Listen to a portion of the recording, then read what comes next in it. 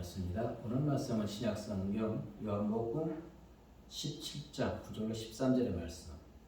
제자들을 위한 예수님의 중보 기도에 대해서 함께 은혜 받고자 합니다. 오늘이 가정의 날이자 스승의 날인 것입니다. 제자의 도리는 스승의 가르침을 받아서 세상에 온전히 전파하는 것이지요. 그리고 이 한 사람의 삶이 완성되기까지는 참 많은 스승이 있습니다.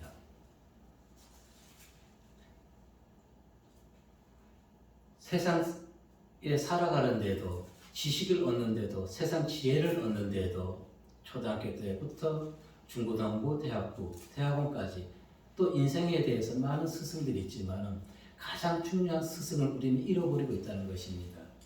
그분이 어떤 스승일까요? 영적인 스승. 오늘날 사람들은 보이는 것을 따라감으로 인해 가지고 이 영적인 스승을 찾지 않습니다. 영적인 스승, 우리가 성령님을 우리의 스승으로 모시게 되면은 우리 삶이 형통해지는데 사람들은 깨닫지 못합니다. 세상을 바라볼 때 요즘 기분이 좋습니까? 아니요. 우라통이 터질 것입니다. 그런 사람들이 더 많습니다. 탁구장에 운동하러 가면 사람들이 얘기합니다.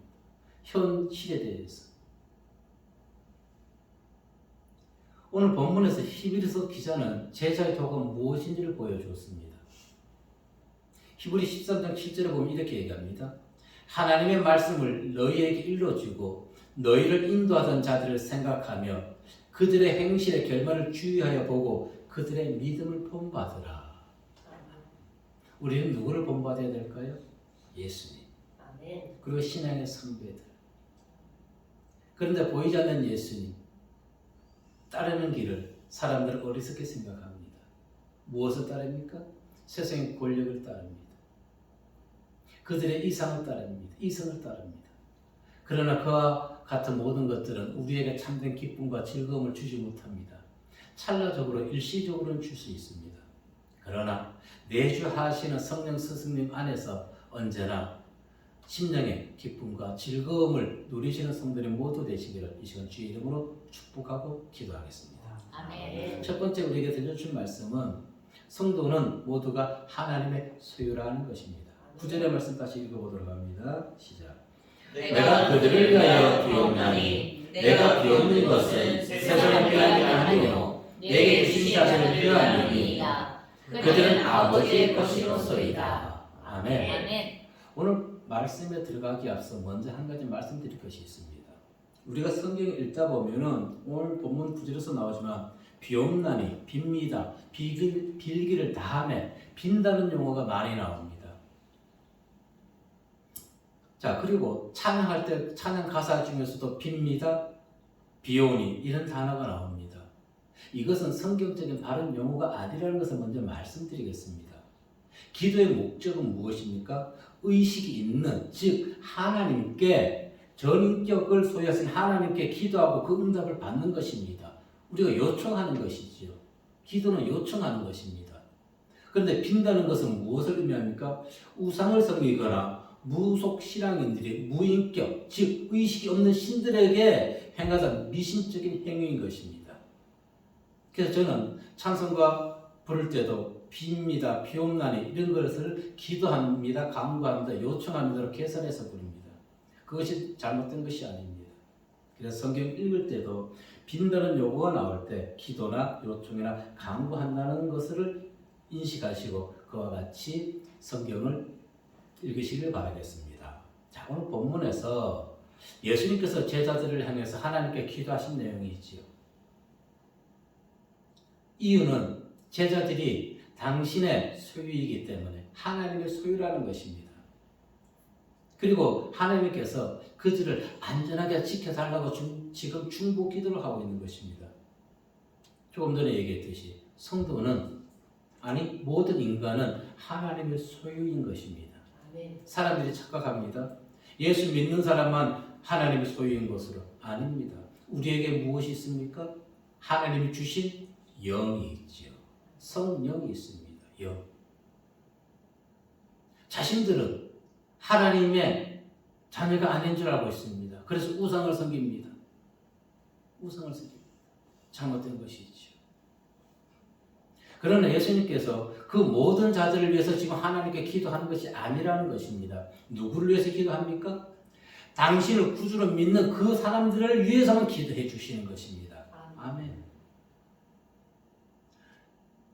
당신을 믿지 않는 자들을 위해서 예수님께서 기도하신다면 우리가 굳이 이 시간에 와서 예수님을 찬양하고 말씀드릴 이유가 하등의 이유가 하나도 없는 것입니다. 당신을 찾는 자들, 당신을 구주로 믿는 자들, 그리고 자신의 생각대로 따라가는 것이 아니라 하나님이 주신 말씀에 순종하며 이웃과 형제를 사랑하고 용서하는 자들, 그들을 위해서 예수님은 오늘도 하나님 우편에서 우리를 위해서 기도해 주심을 믿으시길 바라겠습니다. 아멘.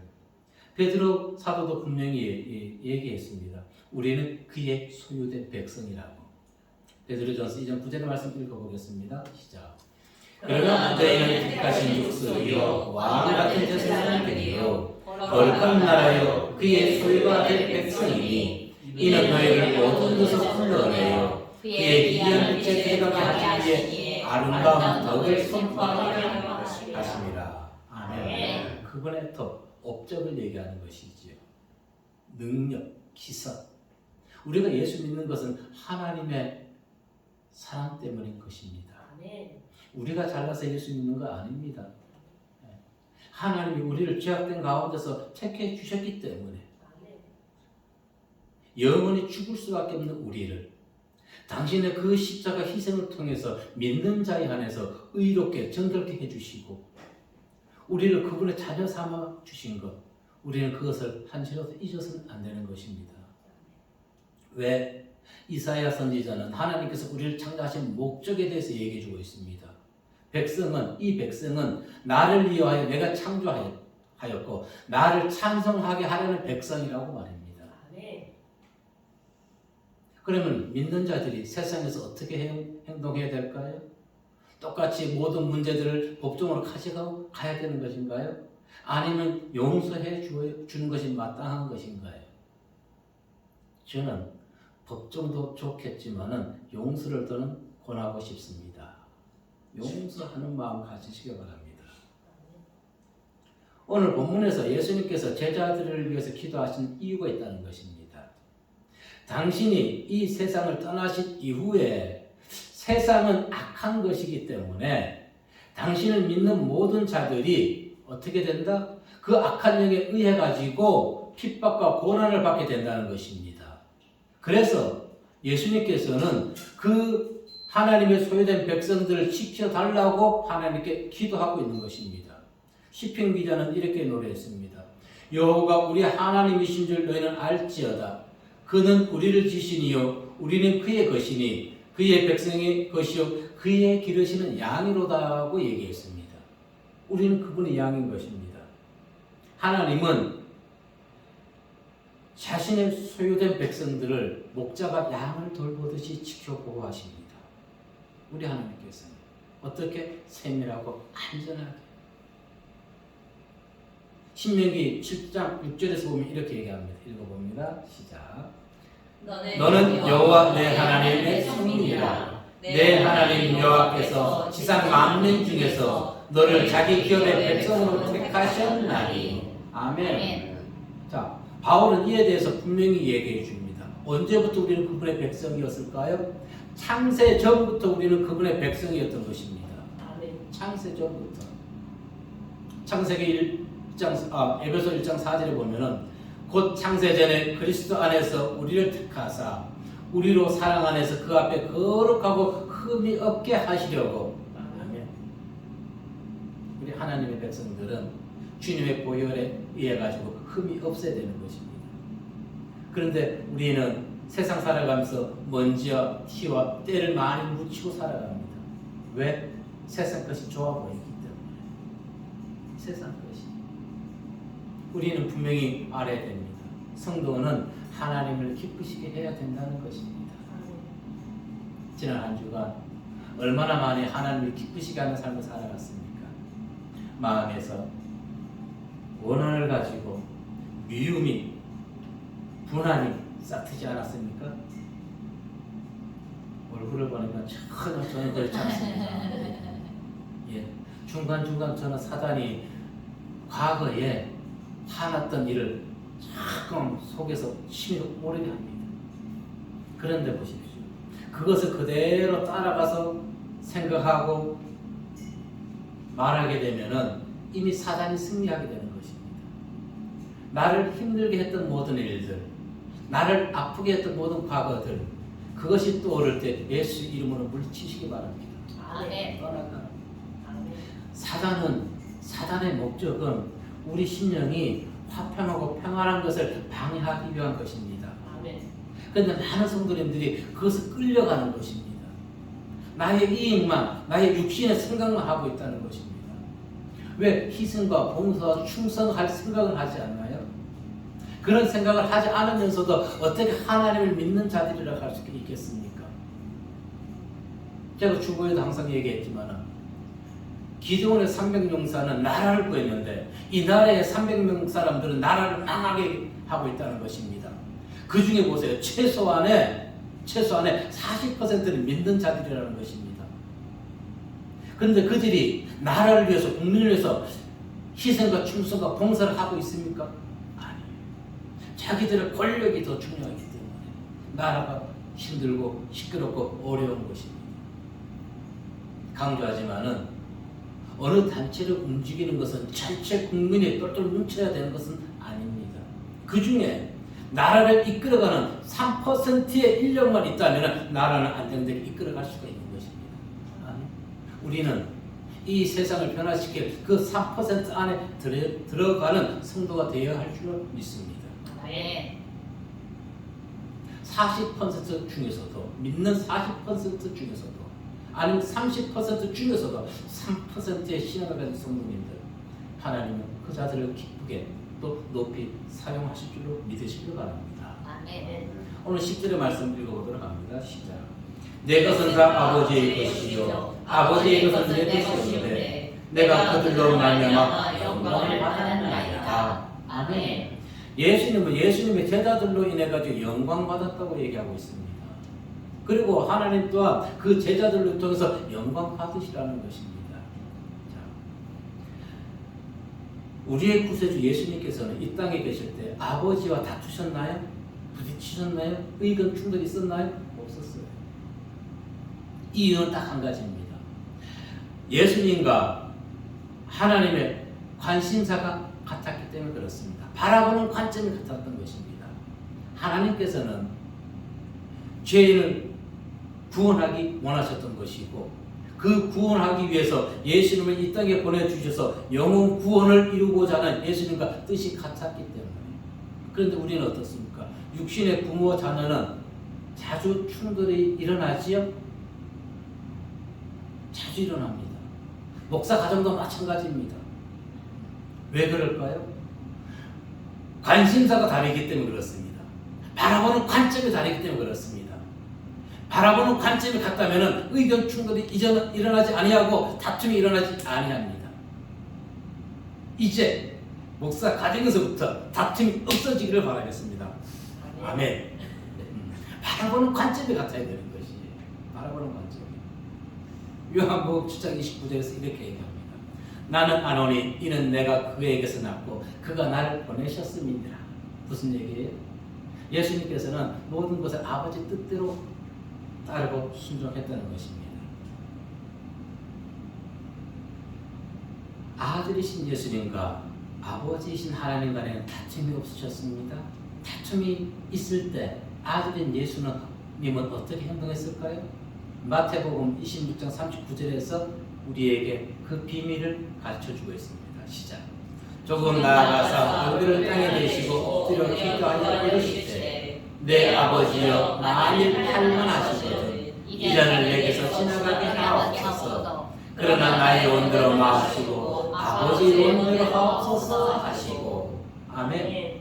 분쟁을 해결하시는 방법은 주님께서 보여주십니다. 기도하는 것입니다. 우리 자녀분들 아버지의 뜻과 부모의 뜻과 내 생각이 다를 때 무조건 잘못됐다고 세대 차이 느껴 그렇게만 생각하지 마시고 예수님과 같이 기도해 보시길 바랍니다. 아멘 소리가 안 나네요. 아멘 해도 괜찮습니다. 우리 또한 마찬가지인 것입니다. 자녀만 기도하는 것이 아니라 부모도 기도를 해야 되는 것입니다. 아멘. 왜? 성경은 내 자녀를 노엽게 하지 말라고 분명히 가르쳐주고 있기 때문에. 아멘. 아버지 하나님의 관심은 무엇이었다고요? 죄인을 자유케 하는 것이었습니다. 아들 예수님의 관심사는 영혼을 구원하는 것이었습니다. 자, 마태복음 28장 19절에서 주인 되신 예수님은 우리를 이렇게 무엇으로 말씀하고 있을까요? 우리에게 세상 속으로 나가라고 얘기합니다. 우리에게 시작. 그러므로 너희는 가서 모든 민족을 제자로 삼아 아버지와 아들과 성령의 이름으로 세례를 베풀고. 아멘. 이 말씀은 영혼을 구원하기 위해서 세상 속으로 나가라는 것입니다. 그런데 이 말씀에 의해서 억지로 순종하지 마십시오. 자발적으로 순종하십시오. 영혼 구원을 위해서 전도의 발걸음을 옮기는 것은 억지로 교회에서 오늘 전도 날입니다. 모이세요. 같이 나갑시다. 그래서 나가는 것이 아닙니다. 이것은 성령이 있는 사람이라면 자발적으로 교회에서 전도 날을 정하지 아니한다 할지라도 수시로 무시로 전도를 하게 되는 것입니다. 이 전도 방법이 꼭 주보를 가지고 교회에서 전도 용품을 가지고 나가는 것이 아니라는 것입니다. 무엇을 통해서 내 행동을 통하는 것입니다. 내 삶을 통해서 그들에게 전도 방식을 하는 것입니다. 생활 전도를 해야 된다는 것입니다. 그리고 정말로 사람들이 볼 수 있게 전도하는 것은 누가 하면 되는 거예요? 목사들이 하면 되는 것입니다. 그런데 오늘날 목사들이 전도하나요? 코로나19에 전도하는 목사는 희귀종입니다. 희귀종이에요. 부평구에서 국민일보에서 전도하는 목사님을 찍어서 올렸더라고요. 근데 청량산에는 안 올라온다. 12년 동안 청량산 입구를 제가 청량산 지기가 돼서 매주 월요일마다 전도하는데 왜 청량산에서는 안 올라오고 선거 때만 되면은 지나가는 사람들이 목사님 선거 나오세요. 왜 그 얘기는 하는지 모르겠어요. 이유가 있어요. 저는 매주마다 지금 10년 이상 14년째가 여기서 계속하고 있죠. 이쪽에서. 정치인들은 아니잖아요. 선거 때는 반짝 얼굴 보이는 것이지. 그런데 지난 2년간 코로나로 인해 가지고 전도 발걸음이 더 떨어졌습니다. 특히 목사님들은 지금 예전에는 하시다가 지금은 거의 안 하시네, 못 봅니다. 그러나 전도는 누가 하는 것이다? 주의 종들이 하면 되는 것입니다. 그리고 성도님들은 가정에서 생활 전도를 하십시오. 생활 전도. 저는 그걸 추천합니다. 어떻게? 강력하게.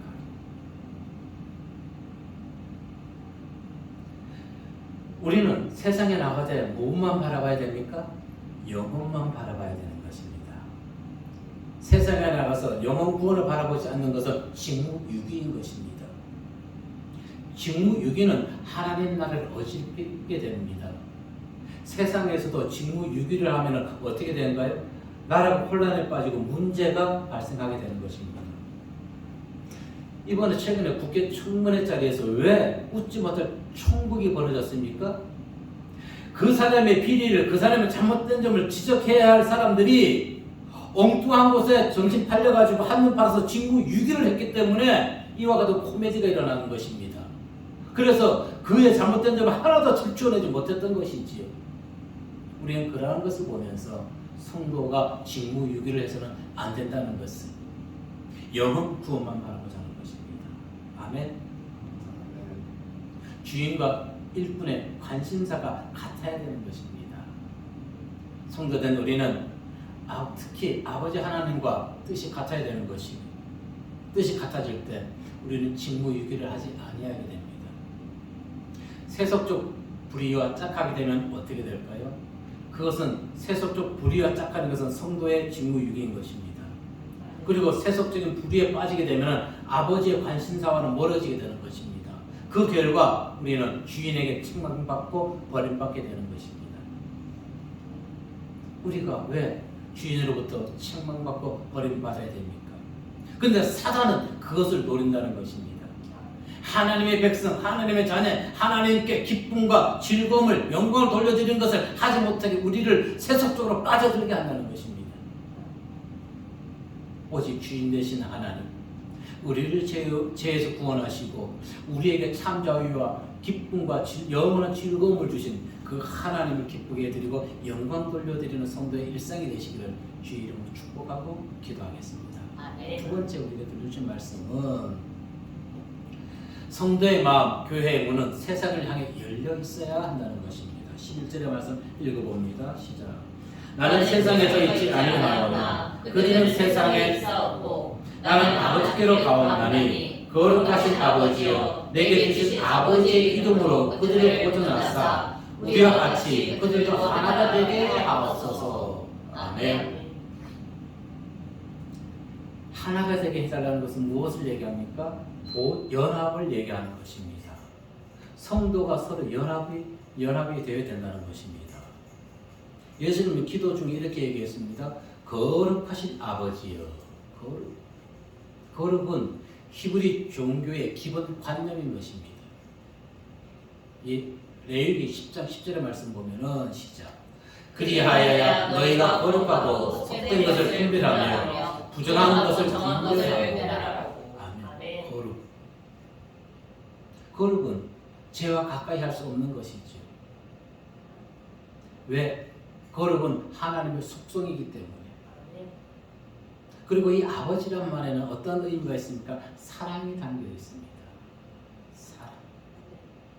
우리 자녀들이 부모를 생각할 때 과연 이 사랑의 마음이 심령에서 올라오는지 안 올라오는지.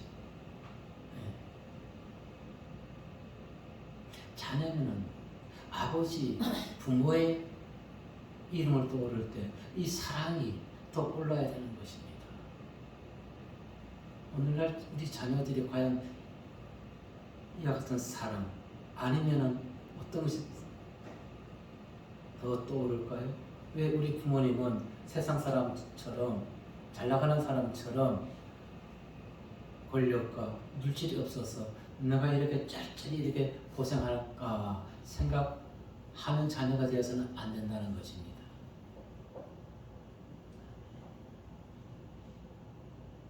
세상 권력이 있든 물질이 있든 없든 모든 부모는 위대하십니다. 위대하십니다. 예수님께서는 당신이 하나님께 올라가고 이 땅에 남아있는 제자들을 위해서 하나님께 그들을 지켜달라고 기도 요청을 했다고 했습니다. 왜 그럴까요? 세상은 악한 곳이기 때문에 그렇습니다. 요한일서 5장 19절에 보면 이렇게 얘기합니다. 또 아는 것은 우리는 하나님께 속하고 온 세상은 악한 자 안에 처한 것이며. 근데 세상이 왜 악할까요? 요한복음 1장에서 얘기합니다. 예수를 알지 못하기 때문에. 읽어보겠습니다. 시작. 그가 세상에 계셨으며 세상은 그로 말미암아 지음바 되었을 때 세상이 그를 알지 못하였고. 아멘. 세상이 예수를 알지 못하기 때문에 세상은 점점 악해지고 있는 것입니다. 참으로 개인적으로 안타까워요. 이 새 정부가 들어서서 그 용산 앞에서 착 데모를 하는데 좀 좋은 곳으로 데모했으면 얼마나 좋을까요? 집회했으면. 아니 성소수자들이 먼저 데모를 했단 말입니다. 그들을 제가 피해야 하는 것은 아니지만은 많은 목회자님들이 그들의 편에서 그들을 선동하시는 분들이 계십니다. 그것은 잘못된 사상을 가지고 있는 것입니다. 세상에서 이렇게 얘기합니다. 세상은 피할 수 없으면 즐겨라고 얘기합니다. 심리학에서도 이렇게 얘기합니다. 스트레스를 피할 방법만 생각하기보다는 오히려 스트레스의 구체적 영향을 살펴보고 때로는 그 스트레스를 뭐하라? 적극적으로 활용하라고 얘기합니다. 스트레스를 적극적으로 활용해서 나에게 적용시킬 때 오히려 삶의 질이 바뀌게 된다는 것입니다. 오히려 우리는 이따금 어떤 업무를 추진할 때 약간의 스트레스 받는 것은 좋은 것입니다. 왜? 업무를 더 추진할 원동력이 되기 때문에 스트레스라고 다 나쁜 것이 아니라는 것입니다. 사람들 쉽게 얘기합니다. 스트레스 받아. 작은 것 하나에도 아니에요. 예를 들어서 운동하다 실수했습니다. 스트레스 받아. 운동하다 실수했으면 그것을 바꿀 생각을 하면 되는 것이지요. 무엇을 의미합니까? 사람들의 마음에 긍정적인 마음보다는 부정적인 것이 더 많이 있다는 것입니다. 여러분 생각해 보자고요. 무엇을 내 마음에는 부정적인 것이 더 많은지 긍정적인 것이 더 많은지 이것은 깊이 생각하지 않아도 됩니다. 무엇을 바라볼 때 짜증이 나는 것은 부정적인 것이 나쁜 것이 더 많다는 것입니다. 무엇을 바라볼 때 안타까운 마음이 든다는 것은 긍정적인 마음인 것입니다. 사랑의 마음이 더 많다는 것입니다. 이제부터 사랑의 마음을 갖자고요. 아멘. 누구부터? 성도는 육신대로 살아가면 안 됩니다. 예수님께서 무엇이라 말씀하셨습니까? 박해를 받을 때 기뻐하고 즐거워하라고 했습니다. 마태복음 5장 11절로 12절 말씀 읽어봅니다. 시작.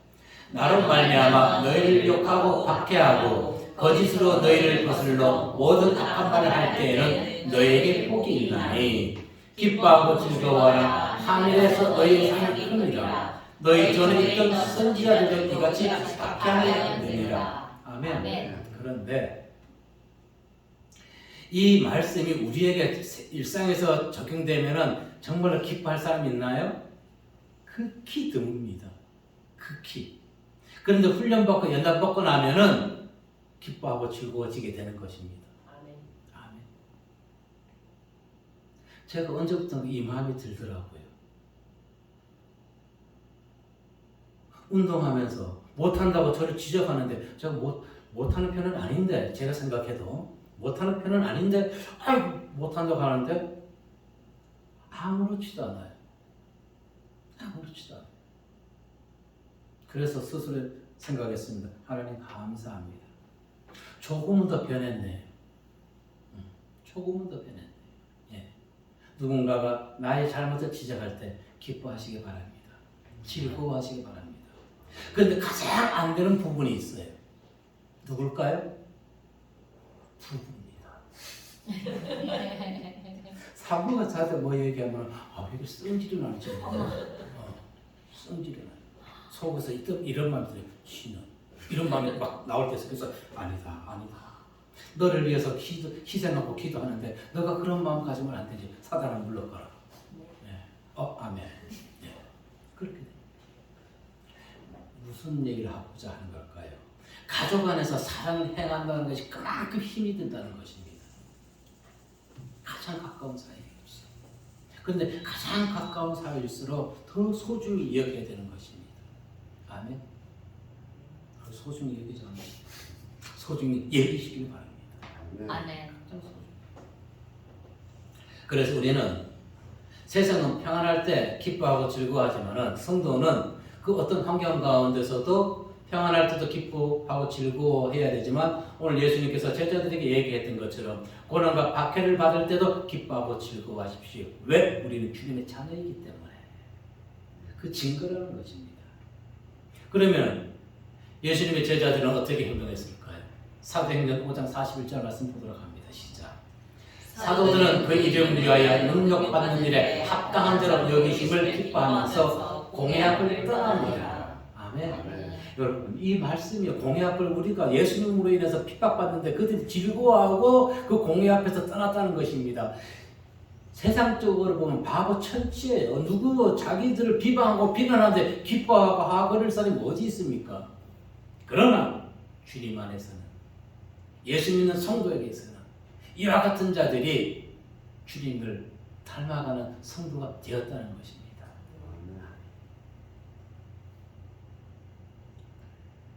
그래서 베드로 사도는 우리에게 불시험이 오는 것을 이상하게 여기지 말라고 했습니다. 그건 당연한 것이라고 했습니다. 베드로전서 4장 12절 13절에서 분명히 얘기해 주고 있죠. 시작. 사랑하는 자들아 너희를 연단하려고는 불시험을 이상하게 당하는 것 같이 이상히 여기지 말고 오히려 너희가 그리스도의 고난에 참여하는 것으로 즐거워하라. 이는 그의 영광을 나타내실 때에 너희로 즐거워하고 기뻐하게 하려 함이라. 아멘. 제가 지금은 전도하면서 거의 앞만 보고 이렇게 등산하는 사람 앞만 보고 있으니까 저한테 침을 뱉는 사람이 없어요. 과거에는 연수일동 했을 때 전도를 하고 났더니 누가 제 가는데 뒤에서 침을 뱉었는가 봐요. 가랭이에 가래가 붙어 있어요. 지금 그때는 아이고 그 형은 참 불쌍하다 그때는 왜 성질을 냈는지 몰라요. 그때는 어릴 때지요. 신앙. 그래서 지금 만약에 그와 같은 일이 있어서는 안 되겠지만은 혹시 있다면은 하나님 감사합니다. 이와 같이 기쁘고 즐거운 마음이 있어야 되는데 어린아이 신앙 때는 똑같이 싸운단 말입니다. 목사도 똑같아요. 목사라고 신앙이 다 성숙한 거 아닙니다. 어린 목사가 있고 또 철든 목사가 있고 아직도 철들지 않은 목사가 있다는 것입니다. 우리는 철든 목사가 되어야 되는 것입니다.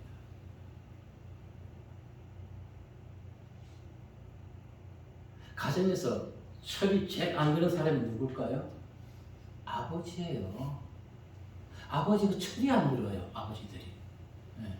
철든 아버지가 되면 자녀들이 편한데 어이구 권사님 인생 쓰고 계시고 이거 하시면서 네. 목사 가정에서 제일 문제덩어리가 누굴 거예요? 목사가 제일 문제덩어리인 것입니다. 가족에서는 아버지거든요. 철이 안 들어요. 저희 장인어른은 철들자가 얼마 안 돼서 돌아가셨다고 하시더라고요. 자, 세상 임금이 마귀입니다. 세상 임금은. 그래서 세상은 어떤 경우에도 성도들을 우호적으로 대하지 않습니다. 우호적으로 대하지 않습니다.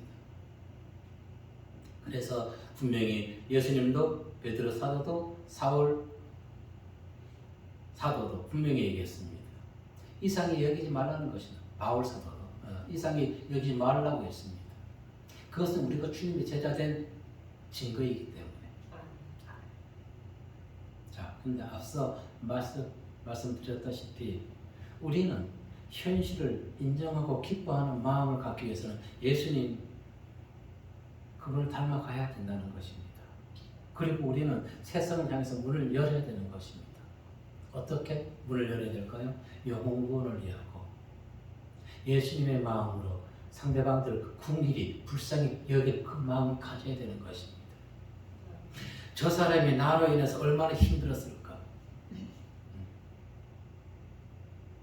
하나님은 왜 저와 같은 사람을 나를 만나게 해서 내가 힘들겠습니까? 아니라 나 같은 사람을 만나서 저 사람이 얼마나 힘들었을까? 많은 자들이 이와 같은 생각을 갖고 있는 사람들이 얼마나 있을까요? 성도는 절대적으로 세상 환경에 의해서 절망해서는 안 됩니다. 분명히 13절에 얘기합니다. 무엇이라고 얘기했습니까? 지금 내가 아버지께로 가오니 내가 세상에서 이 말을 하옵는 것은 그들로 내 기쁨을 그들 안에 충만히 가지게 하게 함이니이다. 그런데 여기에서 어떤 말씀을 봐야 되냐면 지금 예수님께서는 지금 당신이 아버지께 간다고 그러지요. 무엇을 의미합니까? 주님의 십자가 희생을 얘기하는 것입니다. 그분의 주님의 십자가 희생이 없었다면 우리는 지금 하나님과 하나 돼서 의로운 자녀로 인정받지 못하게 되는 것이고 우리는 지금 세상이 흘러가는 것을 바라보면서 우리의 우락통은 점점점 터지게 될 것입니다. 그런데 예수님이 우리 마음에 무엇을 주셨어요? 평안의 마음을 주셨습니다. 예. 예수 믿고 지금 어떤 환경에 있습니까? 가장 중요한 축복, 물질 축복 아닙니다. 평안의 마음을 가지시길 바라겠습니다. 아멘. 아멘. 왜냐? 평안의 마음에 있으면은 예수 믿고 평안하면은 육신의 질병도 치료받을 수가 있습니다. 아멘. 예. 육신의 질병 70%는 마음에서 오는 마음의 병이기 때문에 그렇습니다. 많은 자들이 우리나라 기독교 복음이 잘못 전해진 것이 예수 믿으면 물질 축복받는다, 사회적 성공한다 이 복음을 전했던 것입니다. 아닙니다. 어떤 축복받는다고요? 마음의 평안의 축복을 받으시길 바라겠습니다. 아멘. 저는 그것을 원합니다. 그래서 하나님께서는 저에게 마음의 축복을 주시느라고 이렇게 힘든 시간을 연단시킨지 모르겠습니다만은 그래도 마음은 평안합니다. 이것을 지키십시오. 무릇 지킬 만한 것보다 무엇을 더 지키라? 마음을 지키라고 했습니다. 지금 어떤 아픔이 있는지 모르겠습니다. 과거에 어떤 아픔이 있든 그 모든 것을 예수 이름으로 다 용서하십시오. 예수 사랑으로 용서하십시오. 그리고 지금 내 마음에 평안만 유지하십시오. 아멘.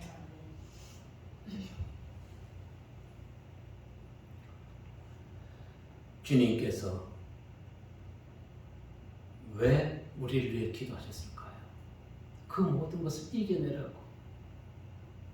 세상에 함몰되지 말고 너의 심령을 분노로 채우지 말고 용서와 희생과 사랑으로 채우라고 우리에게 말씀하십니다. 시편 기자는 이렇게 얘기했습니다. 시작. 주께서 생명의 길을 내게 보이시니 주의 앞에는 충만한 기쁨이 있고 주의 오른쪽에는 영원한 즐거움이 있나이다. 아멘. 아멘. 새로운 한 주 살아가면서 지난 한 주는 우리가 이 기쁨을 온전히 누리지 못했다면 새로운 한 주에는 정말 예수의 마음으로 평안한 마음 가운데 기쁨이 성도님들의 발걸음마다 생각마다 함께 하시길 바라겠습니다. 아멘. 네. 그리고 이 영원한 즐거움을 놓치지 마십시오.